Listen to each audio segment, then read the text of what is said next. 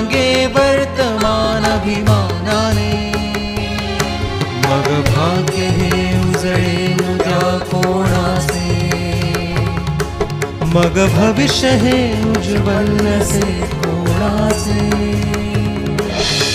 महाराष्ट्र हे नाव जयाचे, महाराष्ट्र नाव हे जयाचे,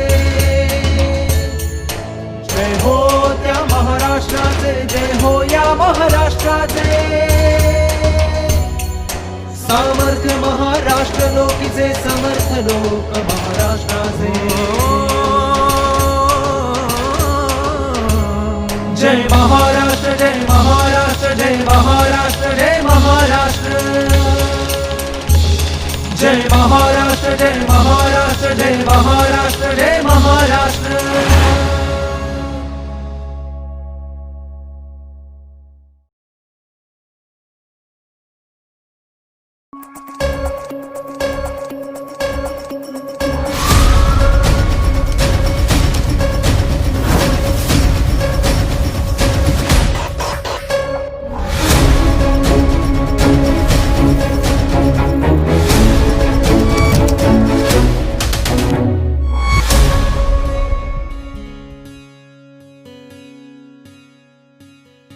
नमस्कार. करोनाशी दोन हात या कार्यक्रमामध्ये आपल्या सगळ्यांचं स्वागत आहे. आपण गेले सर्वजण 6 महिने झालं करोनाशी लढतो आहोत. करोनाचा प्रादुर्भाव भारतामध्ये आणि महाराष्ट्रामध्ये सगळीकडे खूप वाढत चाललेला आहे आणि ह्या 6 महिन्यानंतर करोनापेक्षा करोनाची भीती ही खूप जास्त त्रासदायक ठरते आहे असं आमचं वैयक्तिक मत आहे. तसंच बऱ्याच ग्रामीण भागामध्ये किंवा बऱ्याच ठिकाणी करोनाच्या विषयीचे बरेच गैरसमज आहेत की नेमकं करोनामुळे काय होतं काय होत नाही. असे अनेक वेगळ्या ठिकाणावरनं वेगळ्या सोशल मीडियामध्ये मेसेजेस येतात, वेगळ्या वर्तमानपत्रामध्ये, टी व्हीमध्ये अनेक वेळा वेगळ्या गोष्टी येतात. कधी वेगळ्या प्रकारच्या गाईडलाईन्स दिल्या जातात. त्यामुळे एक्झॅक्टली प्रत्येक व्यक्तीला करोनाच्या संदर्भातली काळजी कशी घ्यावी किंवा करोनाच्या संदर्भातले गैरसमज नेमके काय आहेत आणि समज काय आहेत या संदर्भातली संपूर्ण जनतेला माहिती व्हावी म्हणून आपण करोनाशी दोन हात हा एक कार्यक्रम आयोजित केलेला आहे. आणि या कार्यक्रमामध्ये महाराष्ट्र राज्यामध्ये करोनावरती सर्वात जास्त काम करणारे, देशामधल्या सर्वात जास्त उत्कृष्ट एक आरोग्यमंत्री म्हणून ज्याची ओळख केली जाईल, ज्यांनी संपूर्ण महाराष्ट्रामध्ये प्रत्येक जिल्ह्यामध्ये एक वेळा नव्हे अनेक वेळा ज्यांनी दौरे केलेले आहेत, अनेक कोविड सेंटरमध्ये गेलेले आहेत, अनेक ठिकाणी जाऊन आलेले आहेत, दवाखान्यांच्या व्हिजिट केलेल्या आहेत, सर्व लोकांची म्हणणे ज्यांनी ऐकलेली आहेत, ज्यांनी आजपर्यंत प्रत्येक वेळेला मीडियाला जे पाहिजे त्या गोष्टीची माहिती दिलेली आहे, त्या माध्यमाने ते जनतेच्या समोर आलेले आहेत. संपूर्ण महाराष्ट्राच्या जनतेचा कोविडच्या संदर्भातला एक विश्वास संपादन ज्यांनी केलेला आहे असे आमच्या महाराष्ट्राचे लाडके तडफदार तरुण असे आरोग्यमंत्री आदरणीय श्री राजेशजी टोपे हे आज आपल्याकडे या संदर्भामध्ये संपूर्ण जनतेच्या असलेल्या छोट्या प्रश्नांची उत्तरं देण्यासाठी या ठिकाणी आलेले आहेत.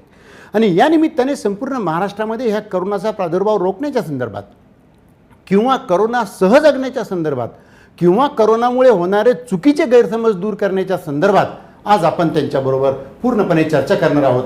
आदरणीय राजेश टोपे साहेब, आपल्याला नमस्कार. आपलं मी या करोनाचे दोन हात या चर्चा सत्रामध्ये मी आपलं अतिशय स्वागत करत आहे. मी आपल्याला मनापासून धन्यवाद देतो राजेशजी की आपण या चर्चेमध्ये येण्याचं मान्य केलं, सहभागी झालात. आता आपण आपल्या चर्चेला सुरुवात करताना साहेब एक सगळ्यात महत्त्वाची प्रश्न, आज आता महाराष्ट्रामध्ये जवळजवळ 5 महिने होऊन गेले. आज करोनाची महाराष्ट्रातली स्थिती काय, म्हणजे करोना किती लोकांना समजा करोनाची लागण होऊन गेली, किती लोक ॲक्टिव्ह आहेत किंवा किती लोक बरे झाले, आज बाहेर पडलेले किती लोक आहेत किंवा मृत्यू किती टक्के लोकांचा झालेला आहे. पुढची चर्चा सुरू करण्यापूर्वी आपण या करोनाच्या संदर्भामधली एक साधक माहिती द्यावी अशी माझी आपल्याला विनंती आहे. आपण सर्वप्रथम तर मी हे म्हणेल की महाराष्ट्राच्या जनतेला आज आपल्या या उपक्रमातून जे आपण मोठ्या पद्धतीनं प्रबोधन करण्याचं हातात घेतलं, मी त्याबद्दल आपलं स्वतःचं सुद्धा मनापासून आभार मानतो. थँक्यू. आरोग्य विभागाच्या वतीनं तर आम्ही आमचा प्रयत्न करू, परंतु तुम्ही स्वतःहून एक सामाजिक एक नेते म्हणून किंवा एक समाज कार्य करणारे नेते म्हणून आपण जो यात पुढाकार घेतला आहे त्याबद्दल मी पुन्हा तुमचं अभिनंदन करेल, आभार मानेल. एक नक्कीच आहे की आज आत्ता जे आपण तुम्ही विचारला, साधारणपणे आता 6.5 लाख लोक आत्तापर्यंत बाधित झालेत म्हणजे इन्फेक्ट झालेले आहेत, ज्यामध्ये जवळजवळ 5 लाख लोकांपर्यंत लोक बरे होऊन म्हणजे कोरोनावर विजय प्राप्त केलेले आहेत, म्हणजे दुरुस्त होऊन गेलेले आहेत. म्हणजे उरले आता 1.5 लाख. या क्षणाला आजच्या तारखेला साधारण 1.5 लाख लोक आज मी असं म्हणेल की उपचार घेत आहेत. आता या उपचारामध्ये आपल्यालाही माहिती आहे की जवळजवळ 80% आपण साधारणपणे एसिम्प्टमॅटिकच असतात, 15% मध्यम स्वरूपाचा प्रादुर्भाव असतो आणि 5-1% जरा गंभीर स्वरूपाचा विषय असतो. तर ही टक्केवारी आपल्याला माहिती असेलच. याबरोबर मला एक सांगायचं आहे की आपला मृत्यूचा दर जो आहे तो साधारणपणे 3.3% आजच्या दरम्यान आहे. आणि हा दर खूप अगोदर जर आपण बघितला सुरुवातीला तो 7% होता, 9% काही जिल्ह्यांमध्ये होता, 9-7 करत करत तो आता 3वर आला आहे. आणि आपला प्रयत्न आहे की कुठल्याही परिस्थितीत तो 1च्या खाली आणायचा. इन्फेक्शन वाढतं, कॉन्टॅजियसनेस किंवा आपण संसर्ग ह्या विषाणूचा गुणधर्मच आहे कोविड-19चा, परंतु आपला उद्दिष्ट एकच आहे सरकारचं म्हणून की आपल्याला लोकांचा मृत्यू होऊ द्यायचा नाही, तो दर कमी आणायचा, हा मुख्य आमचा विषय आहे. की जे लोक बाधित झाले, ज्यांना पॉझिटिव्ह म्हणून आपण डिक्लेअर केलं, ज्यांच्या टेस्ट घेतल्या पॉझिटिव्ह डिक्लेअर केलं, त्याच्यावरती हा पर्सेंटेज काढतो. मला असं म्हणायचं की असिम्प्टमॅटिक लोक जे आहेत की ज्यांची टेस्टिंग पण झाली नाही, जे आले पण नाही, गेले पण नाही, त्यांना होऊन गेलेला कळला पण नाही, असा जो काही एक विशिष्ट पर्सेंटेज आहे तो पर्सेंटेज याच्यामध्ये आलेला नाही. आणि त्या पर्सेंटेजवरती जर आपण मृत्यूचा दर जर आपण आयडेंटिफाय करायचा प्रयत्न केला, म्हणजे मी तो प्रयत्न केला म्हणून मी सांगतो आपल्याला, म्हणजे मी असं केलं की असिम्प्टमॅटिक लोक कोणी म्हणतं 80% आहेत. आता समजा 80% आहेत नाही, किंवा कोणी हर्ड इम्युनिटी म्हणतं, कोणी आत्ता सेरो सर्वेलन्सच्या संदर्भातलं सांगतात 55%, 57%, ते सगळं सोडून द्या. मी अतिशय कमीत कमी जरी बाहेरच्या लोकांचं, काहीतरी तर लोक असे आहेत की ज्या लोकांनी टेस्टिंग न करता ते कोरोनामधनं बरे झालेत आणि त्यांना काहीच माहीत नाही, तर ते लोकांचे जर पर्सेंटेज ह्याच्यात ॲड केलं तर हा 3%चा दर 0.01च्या आसपास येऊ शकतो असं मला वाटतं. कदाचित मी चुकीचं असू शकेल, कदाचित एखाद दुसरा टक्का इकडे तिकडे होईल, परंतु मृत्यूचा दर हा 3% जो आहे तो सुद्धा ॲक्च्युली जर सगळी संख्या जर आपण विचारात घेतली तर तो कमी येऊ शकतो असं आम्हाला वाटतं. आणि तसं जर कमी असेल तर मग ह्या रोगाला जास्त काही त्याचा खूप मोठा भाऊ करून घेण्यासारखं नाही असं मला वाटतं. तुमचं म्हणणं एकदम बरोबर आहे की आपण जर का आता आपण सिरो सर्व्हिलन्स एवढ्यात केलेला आहे तो म्हणजे धारावीमध्ये. आता धारावीमधला सिरो सर्व्हिलन्सचा रिपोर्ट जो बघितला तर 56% त्या ठिकाणी इन्फेक्शन झालेलं आहे. धारावीच म्हणून नाही, मुंबईचा तो सिरो सर्व्हिलन्स होता, पण जिथे दाटीवाटीची वस्ती आहे तिथला सिरो रिपोर्ट सांगतो की 56% आहे. जर आपण विरळ वस्ती अपार्टमेंट्स बंगल्यांचा बघितलं तर 18% आहे. तर या सगळ्यांची पार्श्वभूमीवर एक आपल्याला लक्षात येतं की इन्फेक्शन नक्कीच जरा जास्त झालेलं आहे. तुम्ही म्हणतात तसं बरे म्हणजे लोक बरे इन्फेक्शन झालं सुद्धा आणि बरे पण झाले, तर असं प्रमाण नक्कीच आहेच, ते त्यात वादच नाही. तर ते जर म्हणजे एकूण इन्फेक्शनच्या जर का मृत्यूचा जर दर पकडला तर तो नक्कीच खूप कमी येईल. तुम्ही म्हणताय तसं 1%च्या कमी 0.1 वगैरे वगैरेच्या हजारात एक केस अशी येईल. त्यामुळे मला एकच या निमित्ताने खऱ्या अर्थाने महाराष्ट्राच्या जनतेला सुद्धा संदेश द्यायचा आहे की यामध्ये घाबरण्यासारखा परिस्थिती अजिबात विषय नाही आहे.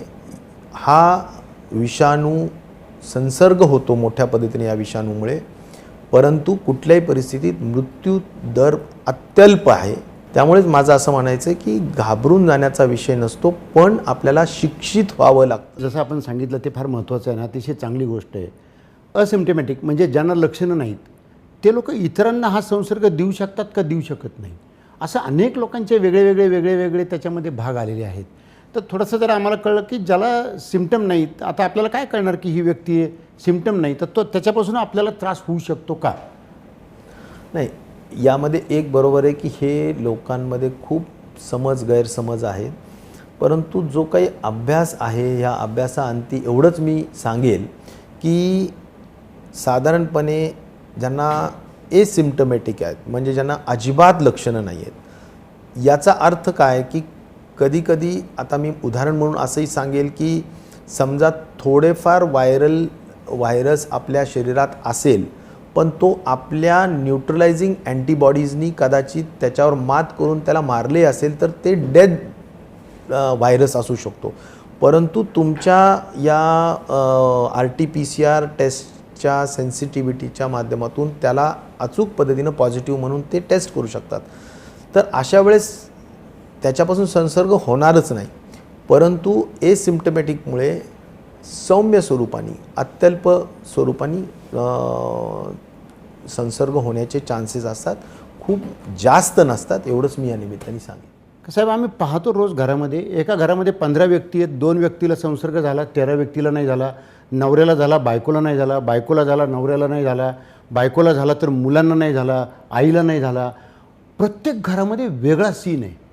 म्हणजे लोक असे संभ्रमामध्ये आहेत साहेब सध्या, की नेमकं ह्याचा प्रवास कसा आहे, ह्या की व्हायरसचं बिहेवियर कसं आहे हे समजत नाही आहे. कारण एकाला होतो तर एकाला होत नाही. आता घरामध्ये नवरा बायको असल्यानंतर संसर्ग तर व्हायलाच पाहिजे, पण तो एकाला होतो एकाला होत नाही, असं प्रत्येक घरामध्ये घडतं.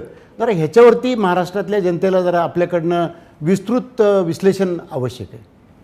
मला असं वाटतं की साधारणपणे आपण जर बघितलं की संसर्ग लवकर म्हणजे कोण प्रोन आहेत, कोण जास्त व्हल्नरेबल आहेत, तर ज्यांची इम्युनिटी, ज्यांची प्रतिकारशक्ती कमी आहे ते लवकर त्यांना बाधा होऊ शकतो किंवा त्यांचं स्वरूप जे सौम्यचं मध्यमचं गंभीर होऊ शकतं. इम्युनिटीचाच तो महत्त्वाचा भाग आहे. आणि म्हणून मला असं सांगावंसं वाटतं की कुठल्याही परिस्थितीत आपली इम्युनिटी स्ट्रॉंग ठेवणं हाच त्यातला महत्त्वाचा भाग आहे. प्रतिकारशक्ती चांगली ठेवणं हाच त्यातला महत्त्वाचा भाग आहे. आणि म्हणून ज्यांना एकत्रित कुटुंबामुळे जसं आत्ताच मुथासाहेबजी सांगत होते, शांतीलालजी, की आपण एका कुटुंबामध्ये एखाद्याला होत नाही तर त्याचं कारण असंही असू शकतं की प्रतिकारशक्ती त्याची स्ट्रॉंग आहे. कदाचित तो किती जवळ बसला आहे, तो किती लांब बसला आहे, तो त्याला म्हणजे जसं आपण म्हणतो की व्हायरस हा कशामुळे पसरतो, तर तो आपल्या तोंडाच्या नाकाच्या शिंतोड्यातून पसरतो, म्हणजे आपल्या ड्रॉपलेट्समधून पसरतो. तर या सगळ्या माध्यमातून आपल्याला मला सांगितलं पाहिजे की जर आपण एका ठराविक अंतरावर बसलेलो असलो, 1-2 मीटरच्या अंतरावर बसलो असलो, की जिथे पुढचा व्यक्ती इन्फेक्ट जरी असेल तरी त्याचा प्रादुर्भाव होऊ शकत नाही, तर अशा वेळी काळजी करण्याचा विषय नाही किंवा त्याला तो होणार नाही. तर शेवटी मी एकच सांगेल की अंतर हा फार महत्त्वाचा भाग आहे. जर तसा असेल तर तो होणार नाही, किंवा इम्युनिटी स्ट्रॉंग असेल तरीसुद्धा त्याचा प्रादुर्भाव जरी झाला तरी तो कमी जाणवेल, तो रिकवर फास्ट होऊ शकेल. अशा अनेक गोष्टी त्याच्यामधल्या निश्चित प्रकारे. म्हणजे याचा अर्थ नवरा बायकोमध्ये जर एखाद्याला नाही झाला तर एखाद्याला झाला तर त्याची इम्युनिटी स्ट्रॉंग आहे, त्याच्यामुळं ते व्हायरस त्याच्याच घशामध्ये तिथंच मरतात किंवा तिथंच ते डेड असतात, म्हणून त्याला होत नाही. ॲक्च्युली त्यांनी त्याला फेस केलेलं असतं. मग याला आपण असं म्हणू शकू का की त्याच्यामध्ये अँटीबॉडी क्रिएट झाल्या असतील किंवा तो प्रतिकारशक्तीमध्ये, किंवा त्याला पुन्हा कधी होऊ शकणार नाही? नाही, न्यूट्रलायझिंग अँटीबॉडीजच्या माध्यमातून कदाचित या ज्या आपल्या असतात त्याला त्या व्हायरसशी लढण्यामध्ये त्या यशस्वी होतात. आणि म्हणून सुद्धा आपल्याला त्याचा प्रादुर्भाव होत नाही, किंवा झाला तरी तो कमी होतो आणि त्याच्यावर लवकर मात केली जाते. म्हणून मला एकच सांगावं असं वाटतं की इम्युनिटी हा फार महत्त्वाचा फॅक्टर आहे इन्फेक्शियस डिसीजमध्ये. प्रतिकारशक्ती चांगली ठेवा हाच त्यातला महत्त्वाचा माझा सल्ला राहील. साहेब, आता अजून एक खूप मोठा प्रश्न ग्रामीण भागातल्या किंवा महाराष्ट्रातल्या जनतेपुढे आहे. Antigen test, RT-PCR test, antibody test, अशा हे वेगळ्या प्रकारच्या टेस्ट आहेत. सर, सर्वसामान्य माणसाला ह्या टेस्ट नेमक्या कशा आहेत आणि काय, म्हणजे सर्वसामान्य कशाला, मी पुण्यातल्यासुद्धा खूप चांगल्या लोकांना सांगितलं तर ते काय म्हणतात, मला काल एक जणांनी सांगितलं मला कोविड नाही आहे. म्हटलं का नाही आहे? त्यामुळे मी काल टेस्ट केली. म्हटलं ब्लड घेतलं माझं. म्हटलं तुमचं ब्लड कशासाठी घेतलं? म्हणजे कोविडच्या कुठल्या टेस्टला ब्लड घेतलं जातं? म्हणजे माझ्या नात्यातली व्यक्ती आहे आणि त्यांनी सांगितलं नाही माझं ब्लड घेतलं, त्याच्यात मी निगेटिव्ह आलो, मला काही कोविड नाही आहे. म्हटलं कसली टेस्ट केली? मी तिकडे फोन केला आणि सांगितलं त्याने की त्याने अँटीबॉडीची टेस्ट केली, त्याचं ब्लड घेतलं होतं. आता साहेब, अँटीबॉडीची टेस्ट करून मला कोविड नाही अशा प्रकारचं जर काही लोकांच्यामध्ये गैरसमज असतील तर ते चुकीचे आहेत. म्हणून एक्झॅक्टली ह्या तिन्ही टेस्ट काय आहेत, ह्या तिन्ही टेस्टबद्दल जर एकंदरीत जर आपण त्याची माहिती सांगितली आणि मग ह्या टेस्ट नेमक्या कधी आणि कशा केल्या पाहिजेत ह्याच्या संदर्भात सुद्धा जरा जनतेला आपल्याकडनं मार्गदर्शन अपेक्षित आहे असं माझं मत आहे. नाही, एक आहे की साधारणपणे 2 टेस्ट, तर तिन्ही ह्या टेस्टच्या बाबतीत मी एक सांगेल की डायग्नॉस्टिक टेस्ट ज्याला म्हणू आपण, म्हणजे निदान करण्यासाठीच्या ज्या टेस्ट्स आहेत त्याला त्या 2 आहेत. त्या एक आहे अँटीजन टेस्ट आणि दुसरी आहे RT-PCR टेस्ट. या 2 टेस्ट डायग्नॉस्टिक टेस्ट म्हणू आपण की ज्याच्यामधून आपल्याला निदान करता येईल. आणि जी तिसरी अँटीबॉडी टेस्ट आहे ती मात्र डायग्नॉस्टिक टेस्ट नाही आहे. तिच्यामध्ये फक्त आपल्याला हे समजतं की आपल्याला इन्फेक्शन झालं ते केव्हा झालं, होऊन गेलं का आत्ता लगतच्या काळात झालं, या सगळ्या गोष्टी कळतात. पण एक्झॅक्टली आपण पॉझिटिव्ह आहोत का निगेटिव्ह आहोत हे मात्र अँटीबॉडीज टेस्टमधून समजत नाही. त्यामुळे एक एक टेस्टबद्दल जर आपल्याला सांगायचं म्हटलं तर पहिलं मी म्हणेल की RT-PCR टेस्टबद्दल मी सांगेल की RT-PCR टेस्ट ह्याला आपण गोल्ड स्टँडर्ड टेस्ट म्हणतो, ज्याच्यामध्ये आपण ज्याची स्पेसिफिसिटी आणि सेन्सिटिव्हिटी जर आपण बघितलं तर इट इज व्हेरी सेन्सिटिव्ह. म्हणजे पॉझिटिव्ह ज्यावेळेस तो असेल त्यावेळेस तो 100% पॉझिटिव्ह असतो, परंतु त्याचं 66% त्याची स्पेसिफिसिटी आहे. म्हणजेच त्याचं कदाचित निगेटिव्ह ज्या काही आलेल्या असतील तर त्याच्यात 33% असे आहेत की ते पॉझिटिव्ह असू शकतात. तर हा झाला RT-PCR टेस्टच्या संदर्भात. परंतु RT-PCR ही टेस्ट अत्यंत त्याचं प्रमाण हे फार महत्त्वाचं मानलं जातं आणि ती गोल्ड स्टँडर्ड टेस्ट मानली जाते. परंतु त्याचा थोडा दुष्परिणाम असा आहे की त्याला 8 ते 12 तास लागू शकतात त्याचा रिपोर्ट यायला. थोडी महागडी सुद्धा आहे. पूर्वी 4 दिवस लागत होते, 3 दिवस बरोबर आहे. लागत होते, आता तर लागतात 2 दिवस कमीत कमी, दुसऱ्या दिवशी मिळतो रिझल्ट. बिलकुल बिलकुल. पण त्याचा थोडी महागडी सुद्धा आहे थोडं अशा ह्या सगळ्या दृष्टिकोनातून. परंतु रिलायबिलिटी ज्याला म्हणू आपण, विश्वासार्हता मात्र RT-PCRचीच आहे. दुसरं आपण डायग्नॉस्टिक टेस्ट आहे जी अत्यंत स्पीडीली करता येईल, अर्ध्या तासात ज्याचा रिपोर्ट मिळेल, ती आहे अँटीजन टेस्ट. मग आपण काय करतो की त्या डॉक्टरनी जर अँटीजन टेस्ट किट्स ठेवल्या जवळ आणि अँटीजन टेस्ट केली तर अर्ध्या तासात त्याचा रिपोर्ट येतो. बऱ्याचदा आपण एखादा समूह आहे की जर तिथे 1-2 केसेस पॉझिटिव्ह झाल्या तर आपण समूहाची सुद्धा अँटीजन टेस्ट केली तर तिथल्या तिथे आपल्याला त्याचा संसर्ग रोखण्याच्या दृष्टिकोनातून फार त्याचा उपयोग होऊ शकतो. त्यामुळे स्प्रेड रोखणं हा एक महत्त्वाचा त्यातला भाग होऊ शकतो. पण ती डायग्नॉस्टिक टेस्ट आहे आणि तिचा पण खूप मोठ्या पद्धतीनं आता आपण वापर करतो आहोत. आणि त्याच्या बाबतीतसुद्धा जर ती टेस्ट पॉझिटिव्ह आली तर ती 100% पॉझिटिव्ह आहेच. त्यातला दुष्परिणाम थोडा असा आहे की त्याच्यात जर निगेटिव्ह टेस्ट आली तर मात्र त्यातल्या शासनाचे 2 महत्त्वाचे सूचना आहेत. एक, जर तुम्हाला सिम्पटमॅटिक असाल म्हणजे तुम्हाला लक्षणं असतील, तुम्हाला खोकला सर्दी येतोय तरी टेस्ट निगेटिव्ह वाटते तर तुम्ही पुन्हा RT-PCR टेस्ट केलीच पाहिजे असं आपण त्यात बंधनकारक केलं आहे. एसिम्पटमॅटिक असेल तर मग मात्र आपण करा नाही तर नका करू असं आपण त्यांच्यावर सोपवलं आहे. परंतु अशा पद्धतीनं आपण ह्या 2 डायग्नॉस्टिक टेस्ट आहेत ज्या खऱ्या अर्थाने आपल्या डायग्नॉसिसच्या दृष्टिकोनातून महत्त्वाच्या आहेत. अँटीबॉडीज आपण एक सर्वेलन्सच्या दृष्टिकोनातून आवश्यक आहेत की बाबा सिरो सर्व्हिलन्स करायचा आहे. एखाद्या वेळेस आमच्या आता हेल्थ वर्कर्स आहेत, आमचे आता पोलीस कर्मचारी आहेत की जे मोठ्या संख्येने फील्डवर असतात, फ्रंट लाईनर्स असतात.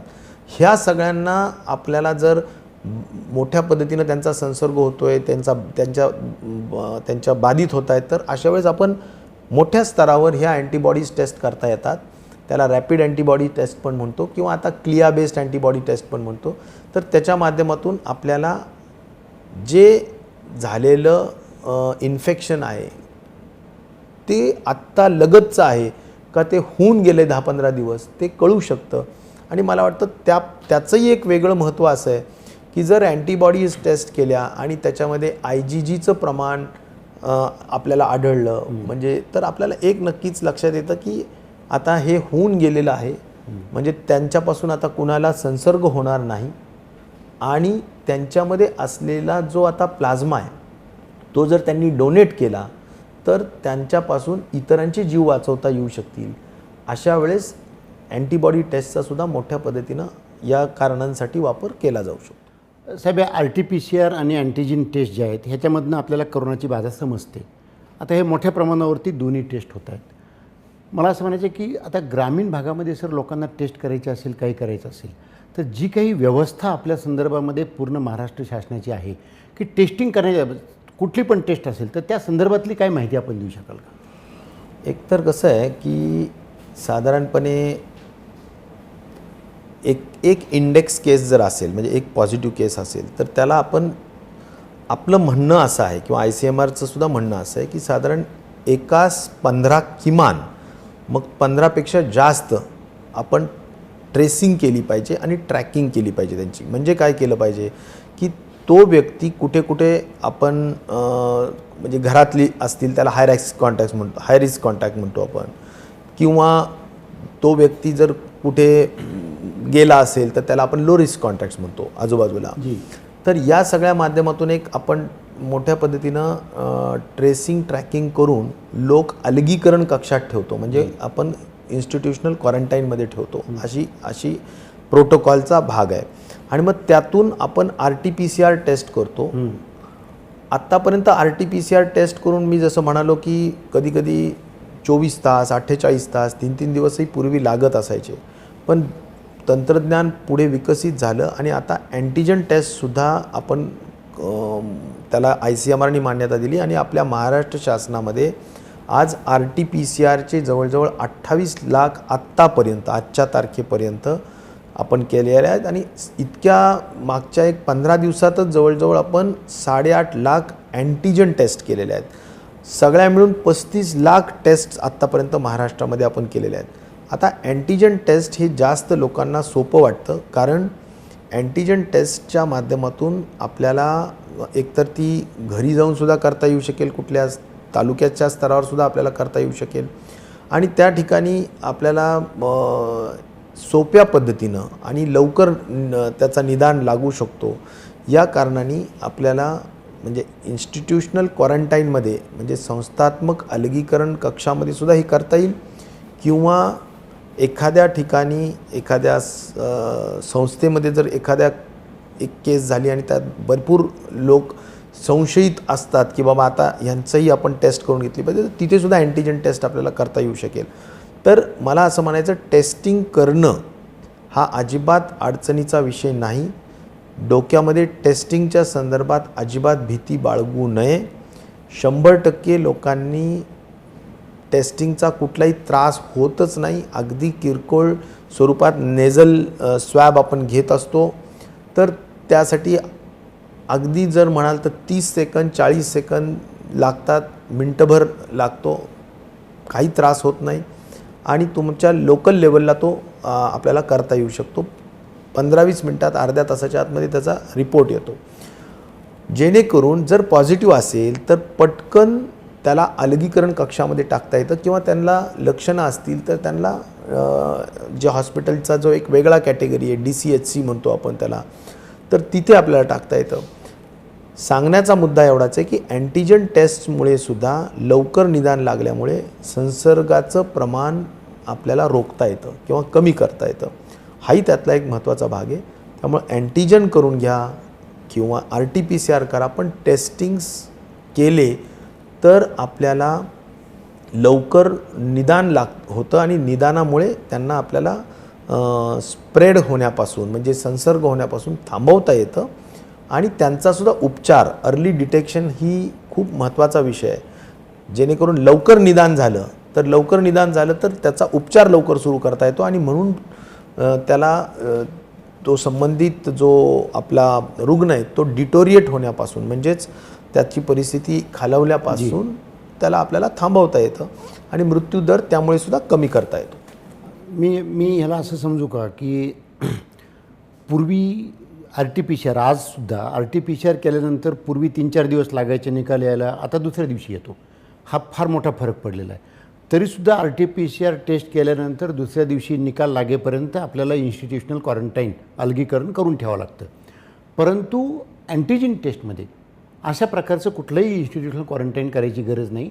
लोकांना क्वारंटाईन व्हायची गरज नाही, लोकांना इन्स्टिट्यूशनल क्वारंटाईन व्हायची गरज नाही. आपण जिथे असाल तिथेच 15 मिनटात निकाल लागतो. त्याच्यामुळे लोकांनी ह्याला भिण्याचं कारण नाही, अशा अर्थाने मी समजतो आहे. अगदी बिलकुल बरोबर आहे. अशाच स्वरूपाने मला म्हणायचं की अँटीजन टेस्टला सुद्धा मोठा प्रतिसाद लोकांनी दिला पाहिजे, हीच माझी अपेक्षा आहे. Very good, very good. जसं आपल्याला आत्ता सांगितलं म्हणूनच आपण संपूर्ण महाराष्ट्रामध्ये मॅक्झिमम अँटीजन टेस्ट बऱ्याच तालुक्यांच्या लेवलवरती, जिल्ह्याच्या लेवलवरती करण्याच्या संदर्भातला प्रयत्न सर्वजण करतायत, शासन करतायत, NGOज करतायत. त्यामुळे आपण जर आपल्याला कुठले लक्षणं असतील तर आपल्याला क्वारंटाईन होण्याची गरज लागणार नाही. आपण ती टेस्ट करून घेतली तर कळेल आपल्याला कमीत कमी त्याच्यामुळे आपण पॉझिटिव्ह आहात की नाही. पॉझिटिव्ह आल्यानंतर ते नक्कीच पॉझिटिव्ह आहे असं ती टेस्ट सांगते. निगेटिव्ह आल्यानंतर जर आपल्यामध्ये लक्षणं असतील तर RT-PCR मात्र जरूर करून घ्यायला पाहिजे असं आपल्याला राजेश टोपे साहेबांनी सांगितलं.